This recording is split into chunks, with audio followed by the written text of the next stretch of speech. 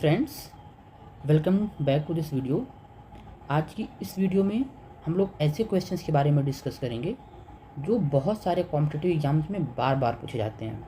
और अगर आपने ये वीडियो पूरी देख ली तो मैं आपको गारंटी के साथ कह रहा हूँ कि आपको 3-4 क्वेश्चन तो इस टाइप के ज़रूर ही मिल जाएंगे, आप कोई भी कॉम्पिटिटिव एग्ज़ाम अगर दे रहे हो तो इस वीडियो को देखना इम्पॉर्टेंट इसलिए है क्योंकि इस वीडियो में हम ऐसे क्वेश्चंस के बारे में बात करेंगे जो पैटर्न बेस्ड होते हैं। तो जब भी आप कोई क्वेश्चन सॉल्व करते हो तो उन क्वेश्चंस को सॉल्व करने का एक पैटर्न होता है। तो अगर आपको वो पैटर्न मालूम है, आपको वो एग्जैक्ट फार्मूला, एग्जैक्ट तरीका मालूम है, तो आप उस क्वेश्चन को बहुत जल्दी सॉल्व कर ले जाओगे। ठीक है। नहीं तो अगर आपको नहीं मालूम है, आप उस पैटर्न के क्वेश्चंस को ज़्यादा नहीं किए हुए हो, तो एग्ज़ाम में आपको टाइम लग सकता है उस क्वेश्चन को करने में। लेकिन अगर आपको वो पैटर्न पहले से मालूम रहेंगे तो आप जल्दी ही सॉल्व कर पाओगे और आपका बहुत सारा टाइम बचेगा। ठीक है।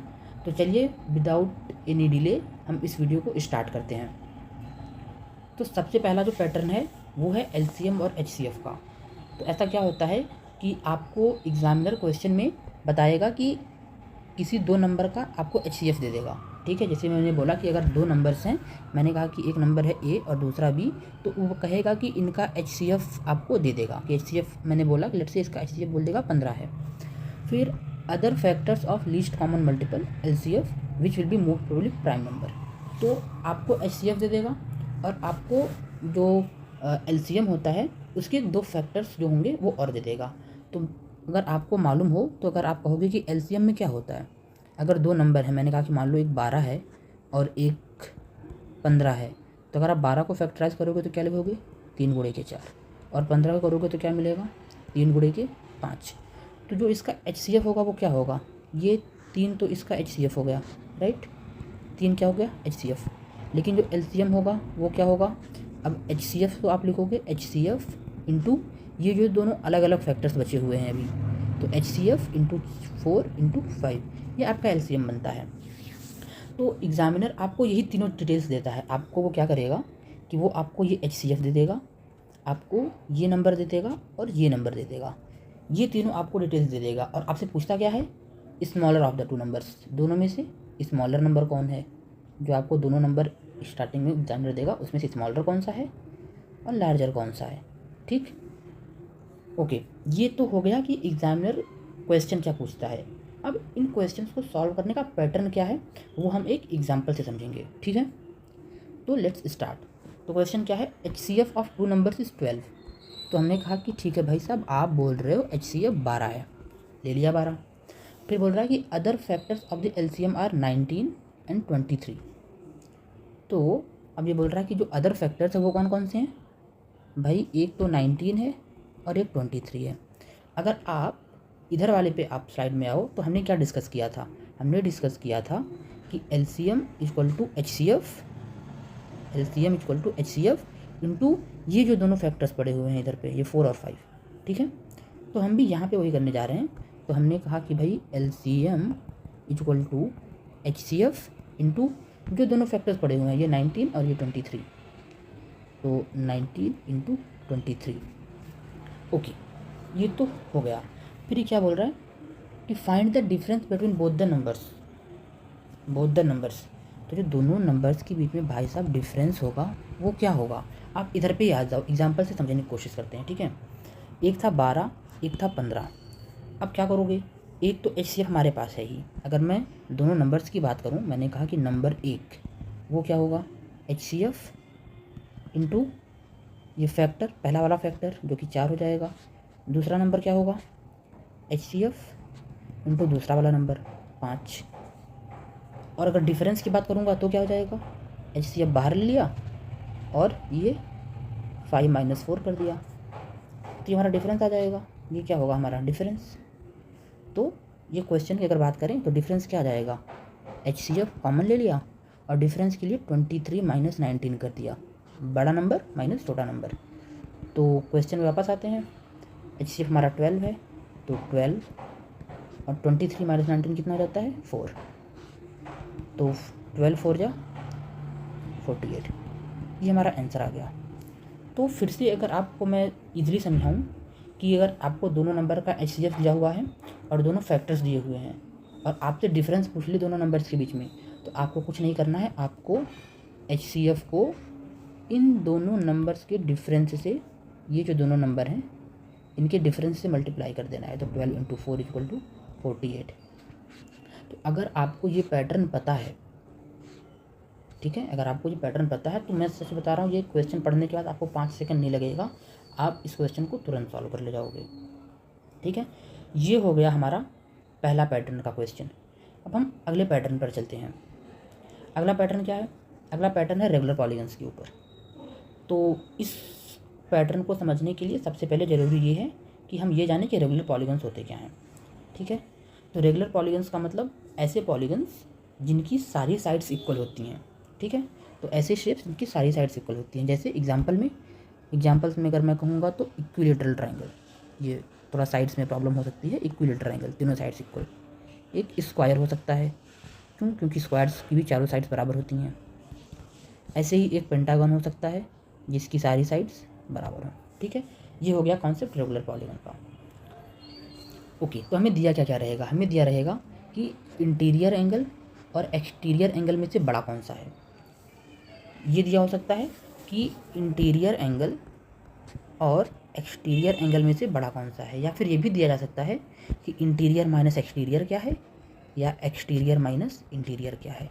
ठीक है, इतनी डिटेल्स हमें दी रहेंगी। फिर हमसे पूछा क्या जाए, और क्या दिया रहेगा? हमें दिया रहेगा वही जो मैंने भी बोला, ये डिफरेंस दिया जा सकता है हमें, और हमें ये बताया जा सकता है कौन सा बड़ा है, कि यही कि mathematical difference between the interior and exterior angle, तो हमें इसके बीच की वैल्यू का पता होगा। ओके, अब इंपॉर्टेंट ये है कि हम ये समझें कि ये इंटीरियर और एक्सटीरियर एंगल वर्क कैसे करते हैं। अगर मैं इंटीरियर एंगल्स की बात करूँ तो मैं ये इधर से ये इरेज करता हूँ, और मैं एक बड़ा सा डायग्राम बनाता हूँ ताकि मैं आपको एक्सटीरियर और इंटीरियर एंगल अच्छे से समझा पाऊँ। ठीक है, ये हो गया हमारा पेंटागन।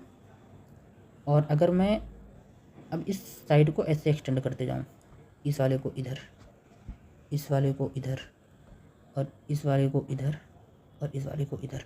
ठीक है, तो भाई साहब जो ये वाला एंगल है ना, ये आप कहोगे इंटीरियर एंगल है, और जो ये बाहर वाला एंगल है ये वाला, ये होता है आपका एक्सटीरियर एंगल। सिमिलरली ये वाला angle interior angle, colour match करा दूँ, ये वाला एंगल इंटीरियर एंगल, और ये बाहर वाला एंगल है ये एक्सटीरियर एंगल। तो जो भी एंगल शेप के अंदर साइड में रहेगा वो इंटीरियर होगा।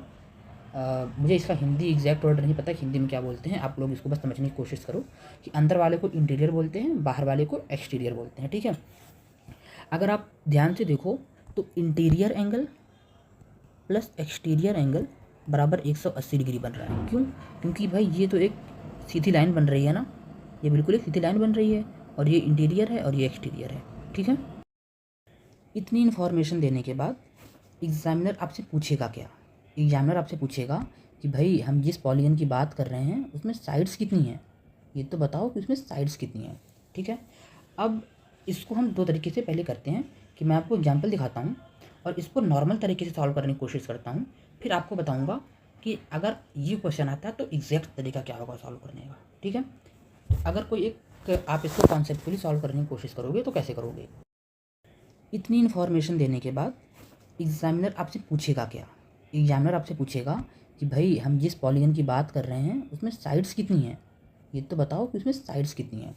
ठीक है, अब इसको हम दो तरीके से पहले करते हैं कि मैं आपको एग्जाम्पल दिखाता हूँ और इसको नॉर्मल तरीके से सॉल्व करने की कोशिश करता हूँ, फिर आपको बताऊँगा कि अगर ये क्वेश्चन आता है तो एग्जैक्ट तरीका क्या होगा सॉल्व करने का। ठीक है, अगर कोई एक आप इसको कॉन्सेप्चुअली सॉल्व करने की कोशिश करोगे तो कैसे करोगे? तो पहले कॉन्सेप्चुअली सॉल्व करने की कोशिश करते हैं। सबसे पहले ये देखना है कि interior angle of a regular polygon exceed it's exterior angle by 108 degree. तो हमने बोला कि इंटीरियर माइनस एक्सटीरियर बराबर 108। ठीक, अच्छा, अगर आपने पढ़ा होगा तो हम ये कहते हैं कि sum of all exterior angles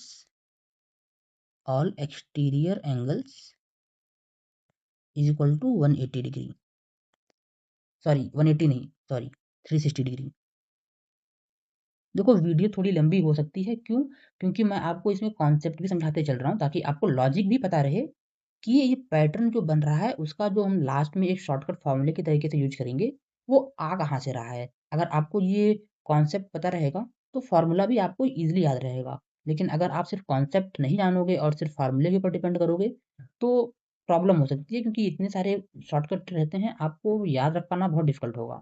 ठीक है, तो आगे चलते हैं। तो हमें पता होता है कि sum of all the exterior angles जो होता है वो 360 डिग्री होता है। ओके, ठीक है। अब ये भी हमें हमें ये भी पता होता है कि अगर किसी पॉलीगन में n साइड्स हैं, अगर n साइड्स हैं तो sum of all the interior angles कितना होता है?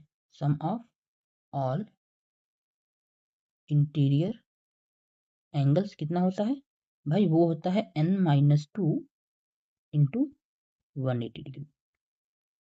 इतना समझ में आया? Okay great.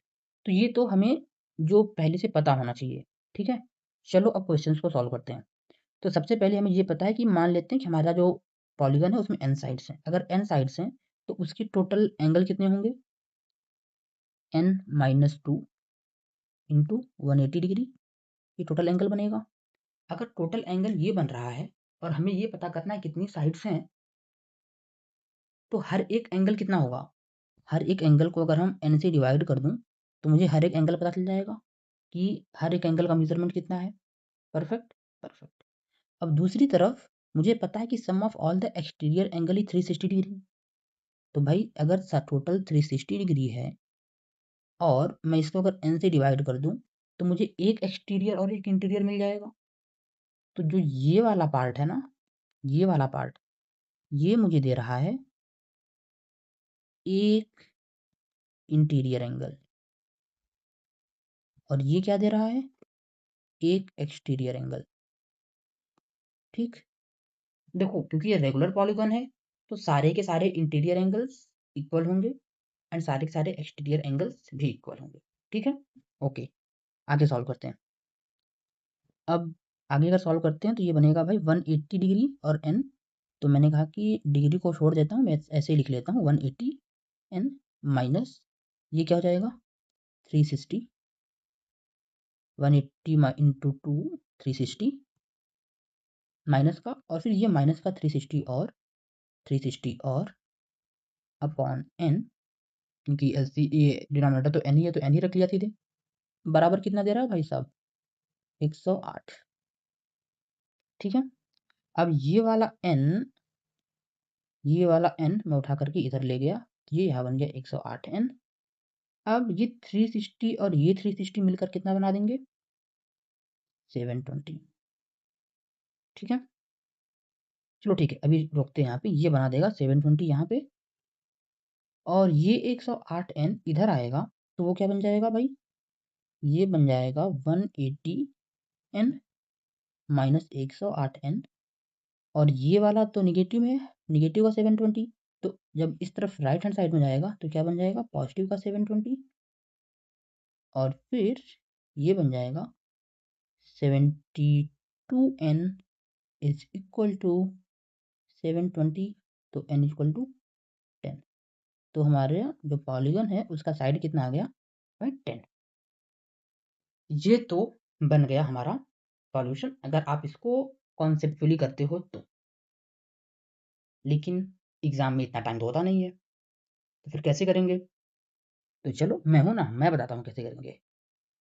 मैं ये वाला पार्ट थोड़ा सा हटाता हूँ यहाँ से ताकि मुझे थोड़ा स्पेस मिले लिखने के लिए। ओके, अगर आप इधर पे देखो तो आपको क्या मिला लास्ट में? ये जो लास्ट में हमेशा आपको 720 मिलेगा। क्यों मिलेगा 720? क्योंकि हर बार आप ये 180 को 2 से मल्टीप्लाई करोगे और ये माइनस 360 यहाँ पर रखा हुआ है, तो हर बार आपको 720 तो मिलना ही मिलना है गुरुजी। ठीक है, आप कहोगे ये तो बहुत सही बात है, तो ठीक है भाई, हमें 720 तो मिलना फिक्स है। ठीक, अब हमें 720 मिल गया। दूसरी चीज़ हमने क्या देखी? हमने ये देखा कि 180 में से हमने क्या घटाया? 180 में से हमने क्या घटाया? 180 में से हमने घटाया है 108। अब ये 108 कहाँ से आया? 108 आया हमारा जो ये दिया हुआ है कि इंटीरियर और एक्सटीरियर एंगल के बीच में डिफरेंस कितना है। ठीक है। तो 720 को हम क्या करेंगे, 180, तो 180 नहीं लिखना, 180 लिख लेता हूँ, 180 माइनस जो भी आपको डिफरेंस दिया हुआ है, और ये क्या हो जाएगा, number of sides of regular polygon, regular polygon. तो आपको ऊपर में 720 लिखना है न्यूमरेटर में, डिनोमिनेटर में 180 माइनस डिफरेंस ऑफ एंगल। अब एक काम करते हैं, जल्दी से इसी क्वेश्चन पे अप्लाई कर देते हैं। तो मैंने बोला कि ठीक है, 720 upon 180 minus 108 equal to 720 upon 72 cut के 10। भाई ये मुश्किल से 5 से 10 सेकंड लगेगा आपको सॉल्व करने में, अगर आपको ये पैटर्न मालूम है तो। अभी तक हमने 2 पैटर्न कवर कर लिए हैं। पहला पैटर्न HCF और LCM वाला, और दूसरा पैटर्न रेगुलर पॉलीगन का। अब तीसरे पैटर्न पर चलते हैं, जो है प्रॉफिट और लॉस का। ठीक है, तो प्रॉफिट लॉस का ये वाला जो क्वेश्चन है ना, ये बहुत इंटरेस्टिंग पैटर्न बनता है इस पे। तो अगर मैं आपसे बात करूं, इसमें इसमें आपको दिया क्या क्या रहेगा, आपको बोलेगा कि कोई एक व्यक्ति है, वो आपको Q1 क्वांटिटीज बेच रहा है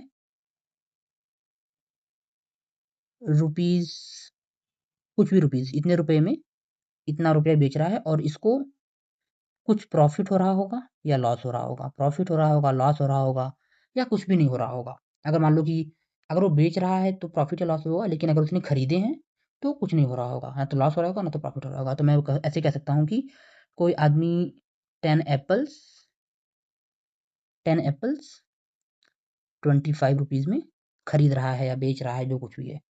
सिमिलरली आगे क्या दे देगा कि अब अगर वो आदमी 7 एप्पल्स 22 रुपीज़ के बेच रहा है, तो उसको प्रॉफिट या लॉस कितने का होगा। तो यहाँ पे आपके पास 4-5 चीज़ें हो जाती हैं। कौन कौन सी, एक तो क्वांटिटी पहली वाली, पहला वाला प्राइस, और प्रॉफिट या लॉस पहला वाला। दूसरी तरफ दूसरा वाला क्वांटिटी, दूसरा वाला प्राइस, और दूसरा वाला प्रॉफिट लॉस।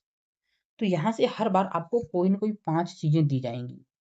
इस 6 में से आपको 5 चीज़ें दी जाएंगी, और आपको छठा वाला जो मिसिंग वेरिएबल होगा वो फाइंड करना होगा। ठीक है, आई होप आपको समझ में आ गया होगा कि मैं किस पैटर्न की बात कर रहा हूँ। मैं अभी आपको एक एग्जांपल दिखाता हूँ, फिर आपको समझ में आ जाएगा कि मैं क्या कह रहा हूँ। ठीक है, चलो। तो क्वेश्चन में क्या कह रहा है कि एक आदमी है जो 200 ऑरेंज खरीदता है। कितने, 200 ऑरेंज। तो ये हमारा 200 क्या है, ये हमारा भाई क्वांटिटी 1 है। और कितने में खरीदता है, 1000 में। तो ये 1000 क्या है, ये हमारा प्राइस 1 है। देखो यहाँ पे ये आदमी खरीद रहा है, बेच तो रहा नहीं है, तो ना तो यहाँ पे प्रॉफिट होगा ना तो लॉस होगा। तो आप जितने पर जो खरीदते हो कॉस्ट प्राइस, कॉस्ट प्राइस हमेशा क्या होती है, अपने आप की 100%। अभी के लिए बस इस चीज़ को याद रखना कि कॉस्ट प्राइस अपने आप की 100% होती है। दूसरी तरफ आपको क्या दिया हुआ है, how many oranges for rupees 100, तो ये आपका हो गया price 2, can be sold so that his profit percentage is 25%। अगर प्रॉफिट परसेंटेज 25% है, तो ये कॉस्ट प्राइस का कितना होता है, 125%। ठीक है, 125% होता है कॉस्ट प्राइस का, क्योंकि 100 तो कॉस्ट प्राइस होगा और 25% प्रॉफिट, तो 125% टोटल बिक रहा होगा। तो अभी देखो कितने मिल गया, एक ये मिल गया, एक ये मिल गया, 2, ये हो गया 3।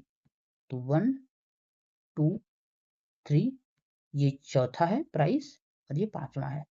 आपसे पूछ क्या रहा है, हाउ मेनी ऑरेंजेस, पूछ रहा है आपसे हाउ मेनी ऑरेंजेस, जो कि क्वांटिटी 2 है।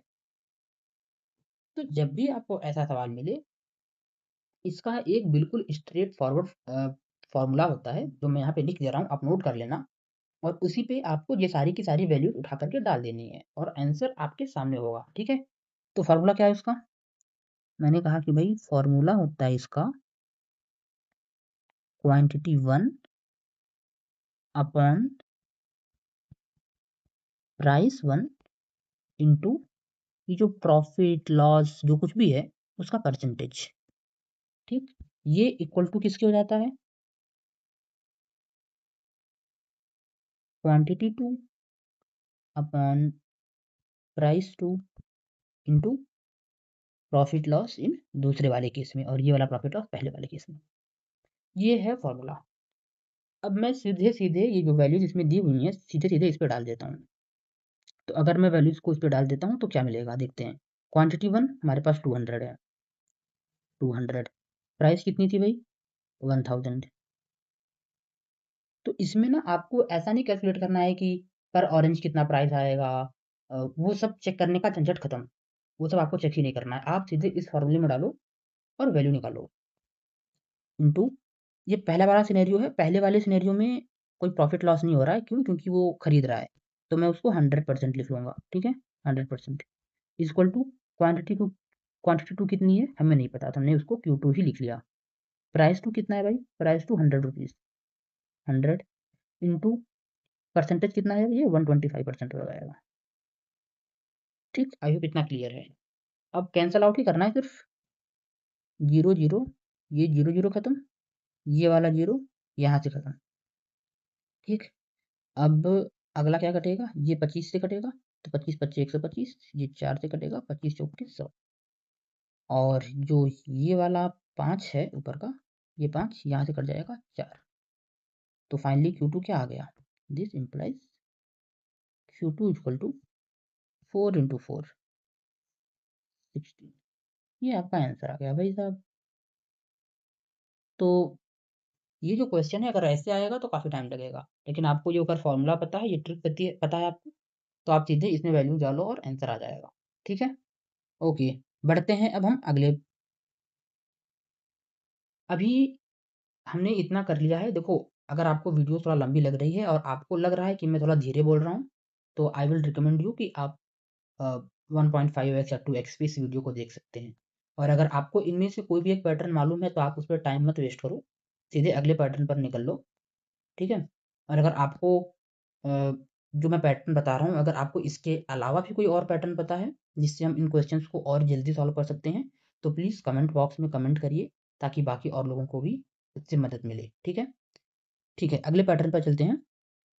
तो हमारे पास है कि दो आइटम्स हैं जो सेम प्राइस पर बिक रहे हैं, एक पर प्रॉफिट हो रहा होगा, एक पर लॉस हो रहा होगा। आई थिंक आपको ये वाला पैटर्न मालूम होगा, तो आप, अगर आपको ये मालूम है तो आप स्किप कर सकते हो, लेकिन जिसको नहीं मालूम है मैं उसको बता दूं कि इसमें क्या होता है ना, कि एक आदमी है, जो कोई भी आदमी है, कुछ भी है, वो एक ही प्राइस पर दो आइटम बेच रहा है। मैंने कहा कि अगर 1000 पे वो दो आइटम बेच रहा है, ए भी बेच रहा है, बी भी बेच रहा है।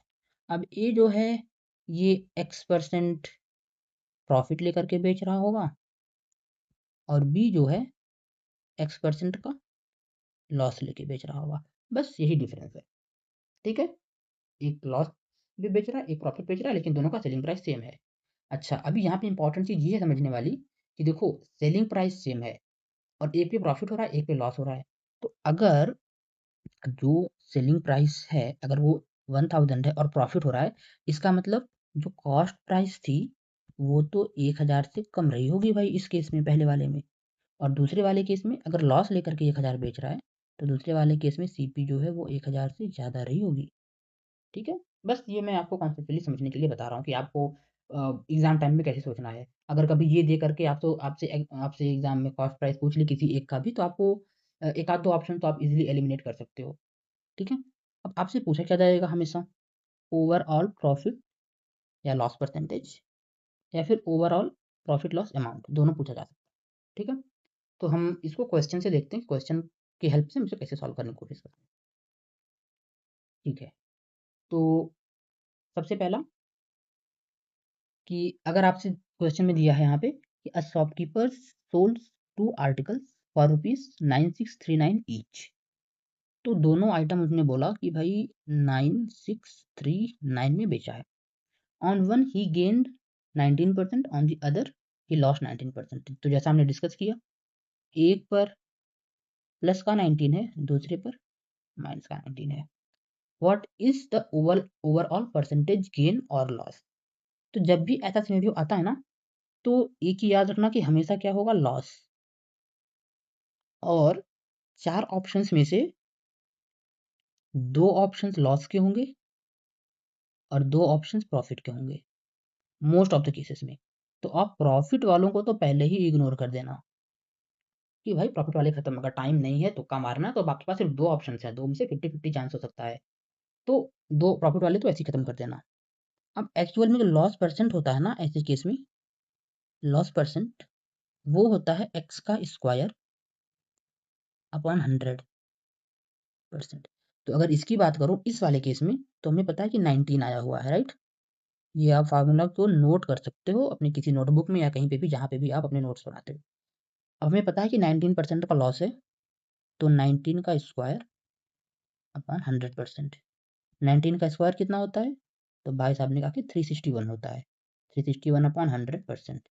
तो और इसको सिंप्लीफाई करेंगे तो 3.61% का लॉस होगा। ठीक, ये तो हमारा यहाँ पे क्या आ गया, आंसर आ गया। लेकिन लेकिन ये तो हमने लॉस परसेंट निकाल लिया।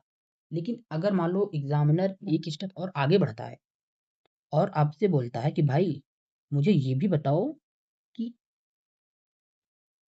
अमाउंट लॉस कितना है, टोटल अमाउंट लॉस कितना है। ठीक, तो इसको करने के 2 तरीके हैं। एक जो मैं आपको स्टेप बाय स्टेप बता देता हूँ, टाइम नहीं लूँगा ज़्यादा उसमें, और दूसरा है कि आप डायरेक्ट फॉर्मूला लगाओ। तो अगर आप स्टेप बाय स्टेप कॉन्सेप्चुअली करने की कोशिश करोगे, तो आपको पता है कि 2 आइटम बिके हैं इतने पे, 9639 पे, तो टोटल का जो उसने बेचा होगा वो कितना होगा, 2 इंटू 9639 इतने का बेचा होगा। एग्री? एग्री। अब ये कितने परसेंट है? तो आपने कहा कि भाई ये 3.61% है। तो अगर ये 3.61% का लॉस है, तो ये है कितना एक्चुअल में, 100 माइनस 3.61%। एग्री? एग्री। अब अगर आपको टोटल चाहिए तो भाई 100 निकाल दो, 100 निकाल दो, तो ये आपको क्या दे देगा, ये आपको क्या दे देगा, ये आपको दे देगा कि भाई फाइनल टोटल अमाउंट कितना था, टोटल सीपी कितनी थी। अब आपके पास टोटल सीपी है और यहाँ पर आपके पास टोटल एसपी है। इसको आप 2 से मल्टीप्लाई कर दोगे और दोनों को सब्ट्रैक्ट कर दो, तो आपको लॉस का अमाउंट मिल जाएगा। ठीक है, तो ये हमारा हो गया चौथा। आई होप अभी तक आप लोगों को सब कुछ समझ में आ रहा होगा। प्लीज़ वीडियो को लाइक कर दीजिए और चैनल को सब्सक्राइब कर दीजिए, तो दैट ऐसे ही अच्छी-अच्छी चीज़ें जो आपके एग्ज़ाम के लिए बहुत इंपॉर्टेंट है, आपको कंटिन्यूअसली मिलती रहें। ठीक है? Okay, move on. अगले पे चलते हैं। अगला जो पैटर्न हमारा आता है, वो आता है कंपाउंड इंटरेस्ट का। तो इसमें क्या होता है कि आपको दिया क्या-क्या रहेगा? आपको दिया रहेगा कि nth ईयर में अमाउंट कितना हुआ है कंपाउंड होकर के, और n+1th ईयर में क्या हो रहा होगा। तो अगर मैं आपको एग्ज़ाम्पल्स के साथ बताऊँ, तो मैं क्वेश्चन में दे देगा आपको कि सेकंड ईयर के एंड में x बना है और थर्ड ईयर के एंड में y बना है। इट इज़ नॉट नेसेसरी कि ये सेकंड और थर्ड ईयर ही दे, ये आपको फर्स्ट, सेकंड भी दे सकता है, या फिर ये आपको थर्ड बोल देगा और ये बोल देगा कि ये फोर्थ है। बट इम्पॉर्टेंट ये है कि आपको ये रहेगा कि डिफरेंस जो होगा ना ये दोनों का, ये एक्स वाई, ये फर्स्ट सेकंड, ये थर्ड फोर्थ, ये हमेशा एक रहेगा, मतलब 2 कंटिन्यूअस ईयर का देगा ये। ठीक है? और आपसे पूछेगा क्या? आपसे ये 2 चीज़ें पूछ सकता है। पहला पूछ सकता है कि रेट क्या है? किस इंटरेस्ट रेट क्या है? किस रेट से ये इस पे इंटरेस्ट लग रहा है? और दूसरा आपको प्रिंसिपल अमाउंट पूछ सकता है कि प्रिंसिपल रेट। ठीक है?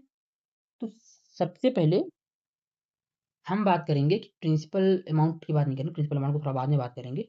अभी हम लोग बात करते हैं कि इंटरेस्ट कैसे निकालेंगे। तो ये समझने वाली बात है कि भाई देखो, अगर सेकंड ईयर पे कुछ अमाउंट हो गया है, राइट? तो कंपाउंड इंटरेस्ट में क्या होता है, जो सेकंड ईयर में जो अमाउंट है, ये थर्ड ईयर के लिए एज अ प्रिंसिपल वर्क करता है कि नहीं करता है? आप कहोगे बिल्कुल करता है, इसमें कोई डाउट ही नहीं है, ऑफ कोर्स। तो अगर सेकंड ईयर का आपके पास अमाउंट है, थर्ड ईयर का अमाउंट है, तो आप इसके बीच का डिफरेंस निकालो। भाई सेकंड ईयर का अमाउंट है और थर्ड ईयर का अमाउंट है, इसके बीच का डिफरेंस निकालो, कि क्या मिल जाएगा, इंटरेस्ट मिलेगा आपको। इससे आपको इंटरेस्ट मिलेगा और सेकंड ईयर का अमाउंट यहाँ पे प्रिंसिपल की तरह वर्क कर रहा है। तो मैं कहूँगा कि भाई डिफ निकालो दोनों का और सेकंड ईयर के अमाउंट से डिवाइड करो और परसेंट निकाल लो। ये मुझे दे देगा रेट। आप लोग एग्री कर रहे हो? समझ में आ रहा है मैं क्या बोल रहा हूँ? ठीक है? तो आप कह रहे हो कि डिफरेंस क्या है? ये डिफरेंस दोनों ईयर के, जो आपके पास सेकंड ईयर और थर्ड ईयर है, इनके इनके अमाउंट का डिफरेंस है। और सेकंड ईयर का अमाउंट डिनोमिनेटर में रख के आप परसेंट निकाल लो। इससे आपको क्या मिल जाएगा? इससे आपको मिल जाएगा कि रेट परसेंट क्या है। अब आपके पास अगर रेट परसेंट मिल गया है, ठीक है, और अब आपसे अगर वो पूछ ले प्रिंसिपल अमाउंट कितना है, तो अब प्रिंसिपल अमाउंट निकालने के तो बहुत सारे तरीके हैं। कैसे निकालोगे आप?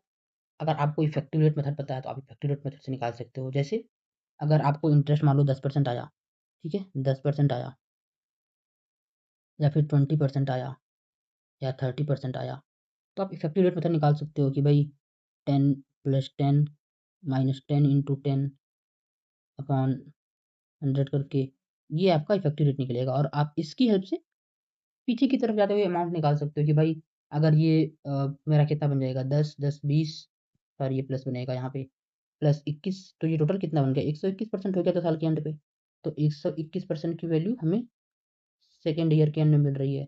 तो 100% की वैल्यू क्या होगी? वहाँ से निकाल सकते हो। बेसिक फार्मूला मेथड है, अगर आप उससे निकालना चाहते हो कंपाउंड इंटरेस्ट का, तो वहाँ से निकाल सकते हो। ठीक है, तो ये हमारा हो गया तरीका कि अगर कंपाउंड इंटरेस्ट अगर कॉन्सिक्यूटिव ईयर्स में दिया हुआ है तो आपको रेट ऑफ इंटरेस्ट निकालना है, या फिर अगर प्रिंसिपल अमाउंट निकालना है तो कैसे निकालोगे? तो याद रखना कि दोनों अमाउंट का डिफरेंस लो, सेकंड ईयर और थर्ड ईयर के अमाउंट का डिफरेंस लो, सेकंड ईयर के अमाउंट से डिवाइड करो और 100 से मल्टीप्लाई करो, परसेंट निकल जाएगा। और फिर परसेंट अगर निकल गया तो फिर अमाउंट निकालना ऐसे हो जाएगा। ठीक है? ठीक है, अगले पे चलते हैं। अगले पे चलने से पहले सॉरी, ये क्वेश्चन को देखते हैं, क्वेश्चन कैसे कर रहा है। ठीक है, तो a certain sum at compound interest amounts to rupees 3025 in second year and to rupees 3,327.5 in 3 years. Interest compounded annually. The sum and the rate of the interest per annum are respectively. ठीक, तो भाई मैंने सीधे बोला कि difference निकाल देते हैं। तो डिफरेंस कितने बनेगा?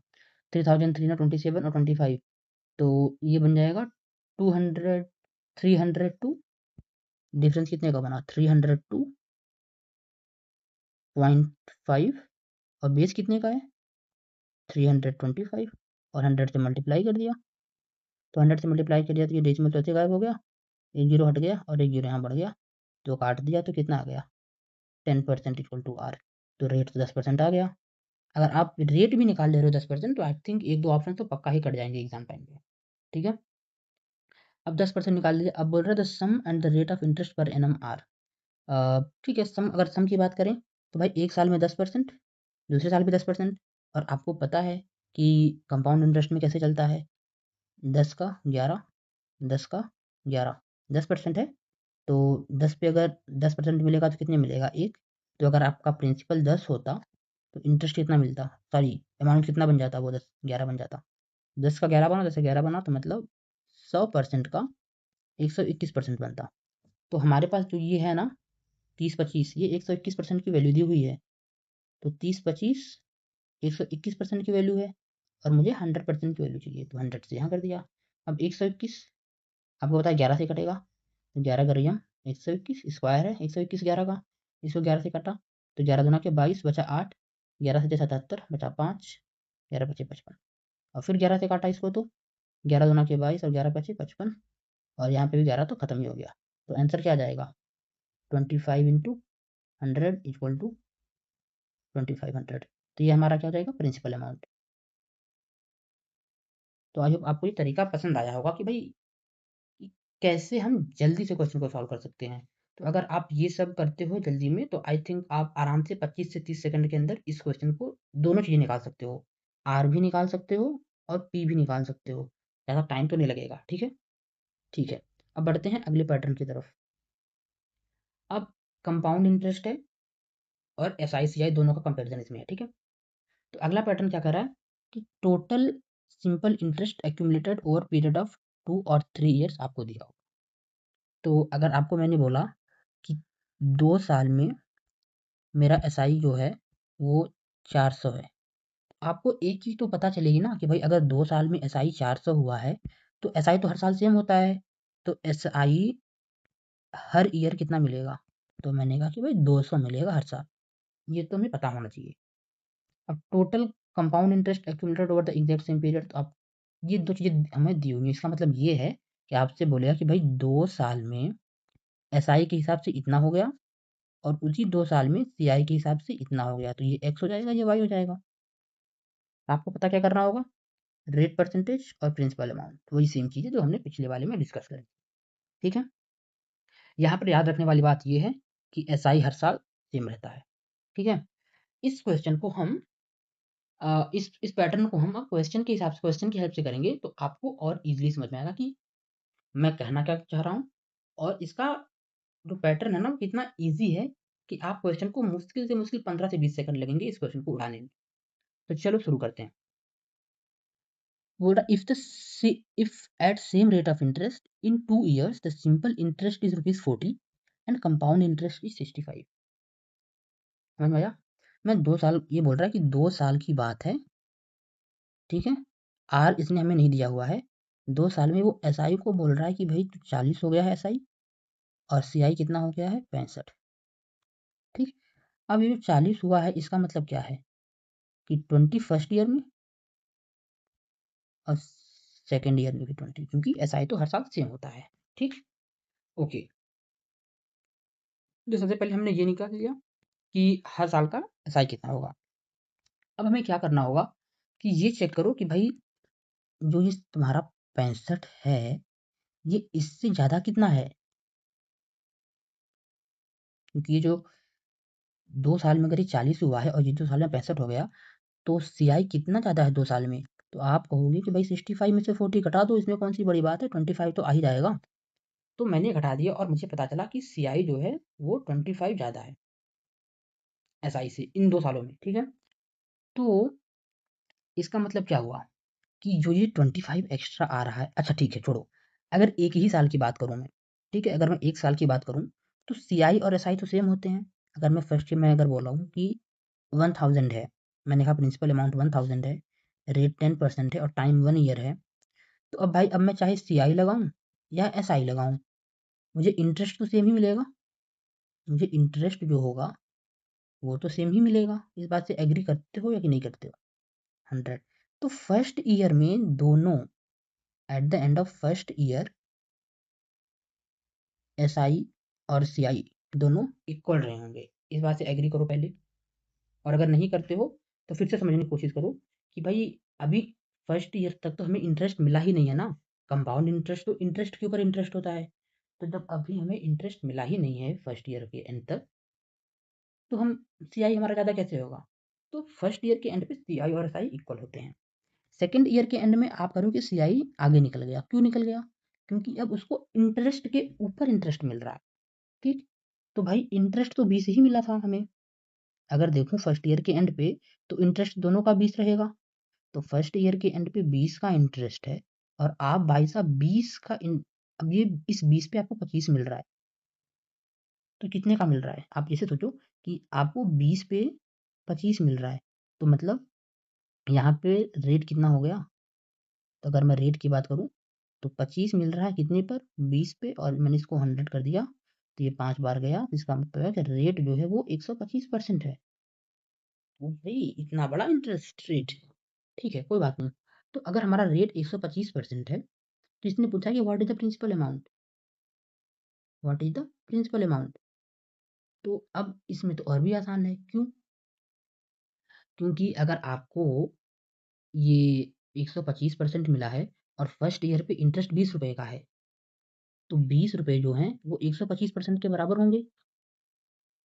125% इक्वल टू 20 रुपए, तो 100% इक्वल टू क्या हो जाएगा? 20 बटे 125 गुणे के 100। काटना शुरू किया, 25 चौक के 100, 25 पच्चीस 125 और इस 5 को काट दिया है 4, तो बराबर कितना आ गया? 16। तो प्रिंसिपल अमाउंट कितना हो गया? प्रिंसिपल इक्वल टू 16 और रेट कितना हुआ? 125। तो इसमें मैं आपको कॉन्सेप्ट भी समझाने की कोशिश किया हूँ और पैटर्न भी समझाने की कोशिश किया हूँ कि पैटर्न क्या होता है। तो जब भी आपको सेम रेट, ठीक है, अच्छा ठीक है, अभी इतना आपको समझ में आ गया, मैं आपको अभी पैटर्न समझाने की कोशिश करता हूँ, ठीक है। जब भी आपको सेम रेट ऑफ इंटरेस्ट पे SI भी दिया हुआ है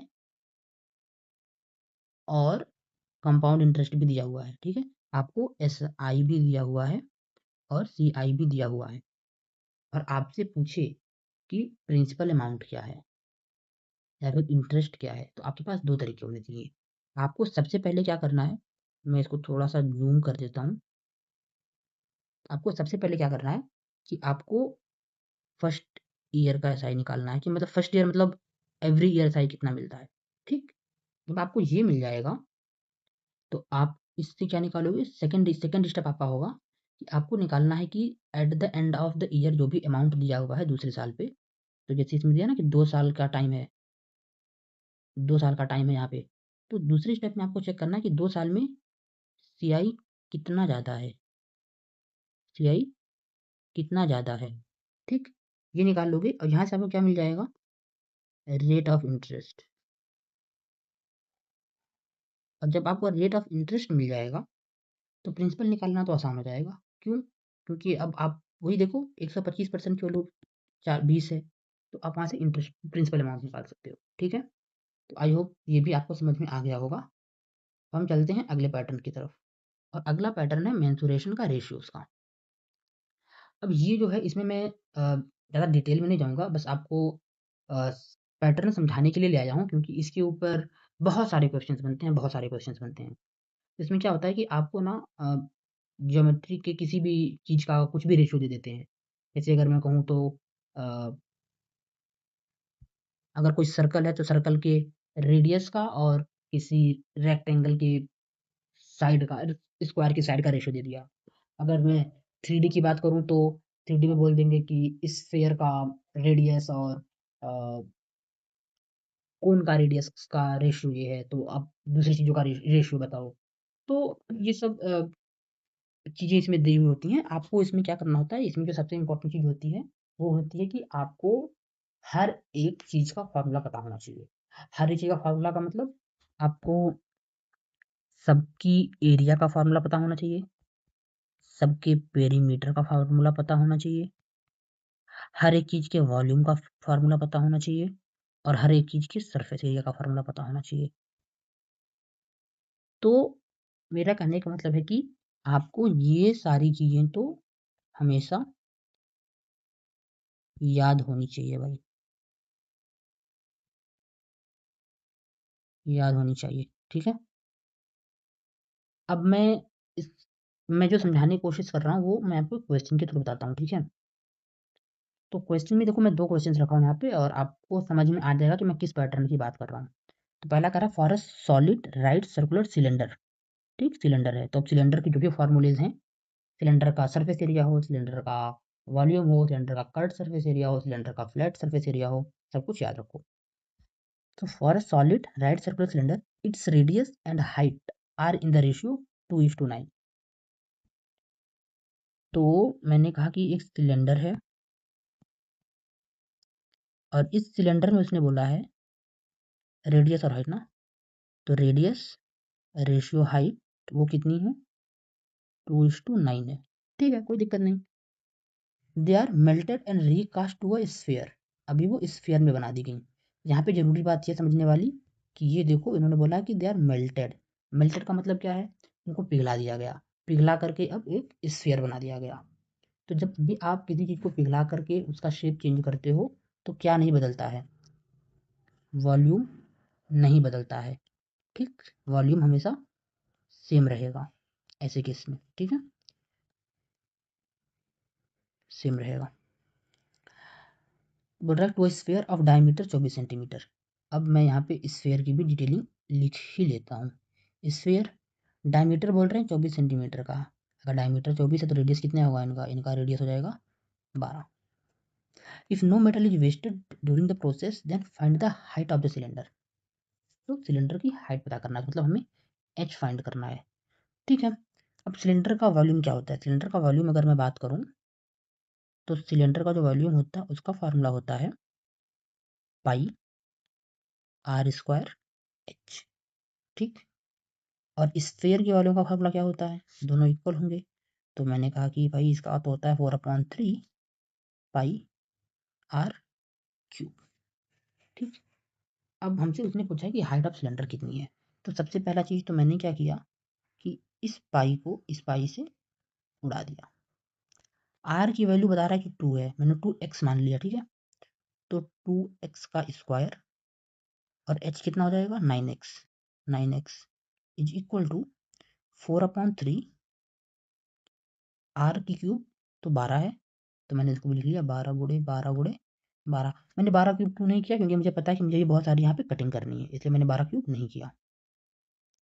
अब जब मैं इसको ओपन करूँगा तो ये बन जाएगा 4x square into 9x equal to, ये पड़ा हुआ है, ठीक। मैं ज़्यादा लिख नहीं रहा हूँ। इस वाले 4 को मैं इस वाले 4 से काट सकता हूँ, ठीक है। और ये वाले 9 को मैं इधर काटना शुरू करता हूँ, तो 3 त्रिका 9, 3 चौके 12। फिर ये वाला 3 इस वाले काटेगा, 3 चौके 12, और ये वाला 3 इसको काटेगा तो 3 चौके 12। तो इसका मतलब हमें मिल गया कि x cube equal to 4 cube, और इसका मतलब हो गया कि x बराबर के 4, x बराबर 4। और हमसे पूछा क्या था, हाइट ऑफ सिलेंडर। हाइट कितनी है भाई, हाइट 9 है, तो अगर x की वैल्यू 4 है तो 9x की वैल्यू कितनी जाएगी 36। ये हमारा आंसर हो जाएगा। तो मैं इस क्वेश्चन की हेल्प से आपको समझाने की क्या कोशिश कर रहा था, ना मैं आपको इस क्वेश्चन की हेल्प से कोई शॉर्ट ट्रिक बताने जा रहा था, ना इस क्वेश्चन की मैं कोई अलग से ऐसा तरीका बताने जा रहा था कि जो बहुत ही यूनिक हो और आपको तुरंत सॉल्व करके दे दे। नहीं, मैं इस क्वेश्चन की हेल्प से आपको ये समझाने की कोशिश कर रहा था कि भाई ये क्वेश्चन बिल्कुल भी डिफिकल्ट नहीं है। इस क्वेश्चन में क्या है, थोड़ी सी कैलकुलेशन है और तुम्हें फॉर्मूला पता होना चाहिए, ठीक है। बस मैं इतना ही समझाने की कोशिश कर रहा था इस क्वेश्चन की हेल्प से। ऐसे अगर मैं दूसरे क्वेश्चन की बात करूं, तो अगर मैं दूसरे क्वेश्चन की बात करूं तो ये क्या कह रहा है, a sphere, a cylinder and cone have same radius and the same height, find the ratio of their curved surface area. अब स्फीयर का कर्व्ड सरफेस क्या होता है, स्फीयर का तो कर्व्ड सरफेस तो पूरा कर्व्ड सरफेस ही होता है, तो वो क्या होता है, वो तो होता है 4 पाई r स्क्वायर। फिर सिलेंडर क्या होता है, फिर क्या होता है 2 पाई r बेस का पेरीमीटर और इंटू एच, तो मैं इंटू नहीं लिख के सीधे एच लिखता हूँ, ठीक। और कोन का क्या होता है, कोन का होता है पाई r l। अब आप कहोगे भाई साहब ये l तो यहाँ पे अलग आ रहा है, बाकी जगह पे तो सिर्फ r स्क्वायर है और ये सब है, लेकिन यहाँ पर तो l भी आ रहा है, ठीक है। l का झंझट दूर करते हैं। तो आपको पता है कि ये भाई ऐसे कुछ इस तरीके से होता है कोन, कुछ इस तरीके से होता है। यहाँ से ये होगा r, ये होता है l और ये होता है h, ठीक। तो आपको पता है कि एल स्क्वायर इक्वल टू क्या होता है, r square into h square. तो एल की वैल्यू क्या हो जाएगी, r square plus h square root के अंदर। तो मैं रिप्लेस कर देता हूँ यहाँ पर, ठीक है। तो 4 pi r square ratio 2 pi r h ratio pi r, और एल की जगह पे ये रख लिया r square plus h square. तो अब मैं कुछ कुछ चीज़ें काटना शुरू करता हूँ। सबसे पहले तो same ready and same height, अच्छा ओ एक चीज़ तो मैंने मिस ही कर दी, वो क्या, हाइट अगर सेम है तो ऐसे देखो, एक स्फेयर है और ये एक सिलेंडर है, तो मैं जहाँ जहाँ पे एच है वहाँ पे मैं 2r लिख सकता हूँ। ये चीज़ क्लियर हुई, मैं फिर से समझा देता हूँ। इसने क्वेश्चन में बोला है कि they have same Heights, same height. तो ये सिलेंडर है, सिलेंडर की हाइट h, स्फेयर है, स्फेयर की भी हाइट h, लेकिन स्फेयर में जो हाइट है वो तो 2r के बराबर होगी, ठीक है। तो जहाँ पे h है मैं वहाँ पे 2r लिख देता हूँ, और मैं इस चीज़ को और इन सब चीज़ों को यहाँ से हटा देता हूँ ताकि हमारे पास स्पेस रहे, ठीक है। अब आगे सॉल्व करते हैं तो हमें क्या मिल जाएगा, 4 pi r square ratio 2 pi r, h की जगह पे मैं 2r लिख रहा हूँ, ठीक है। रेशियो पाई r स्क्वायर तो r स्क्वायर, और h की जगह पे मैं 2r लिख रहा हूँ। तो ये 4 एक काम करता हूँ, पहले पाई तो काट ही देता हूँ हर जगह से। पाई कट गया, पाई कट गया, पाई कट गया। हमारे पास रहेगा कम लिखने के लिए, तो ये हो जाएगा 4r²।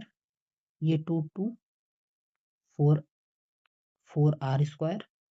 रेशियो है यार, यहाँ पे इक्वल टू नहीं, रेशियो। यहाँ पे क्या बचा है अब? ये r है और यहाँ से r, तो जैसे r है और रूट के अंदर जो बचेगा वो क्या बचेगा? 4 और ये 5r², और ये वाला r² बाहर निकलेगा, तो इस वाले r के साथ मिलकर ये बनाएगा 4r²। Ratio 4r² ratio √5r²। तो r² कट गया और आंसर क्या आ गया? 4:4:5। ठीक है।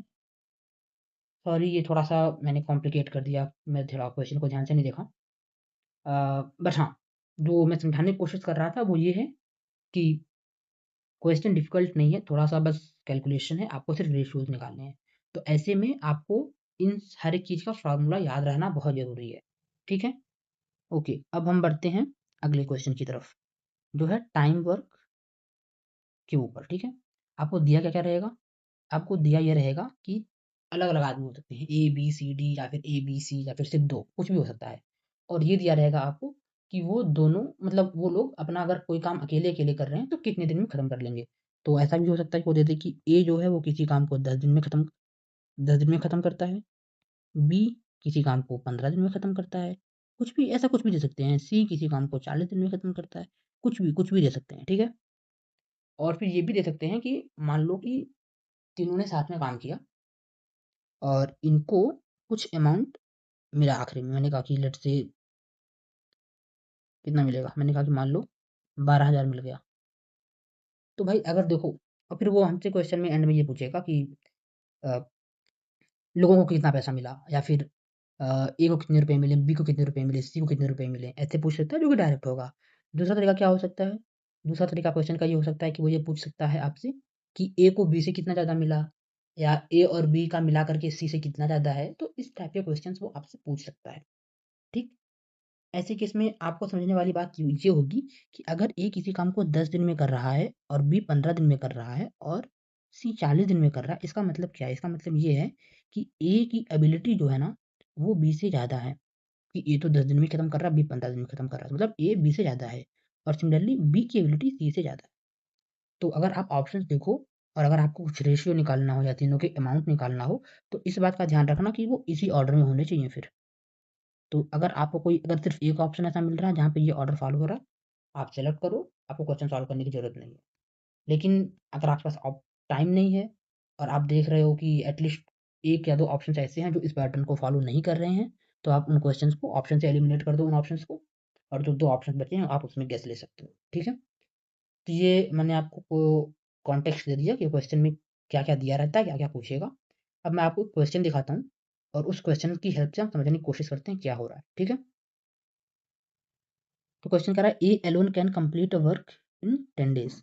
तो जैसा मैंने पिछले वाली स्लाइड में बताया, ए 10 दिन में कर रहा है, बी कितने दिन में काम कर रहा है, 20 दिन में, और सी कितने दिन में काम कर रहा है, 30 दिन में।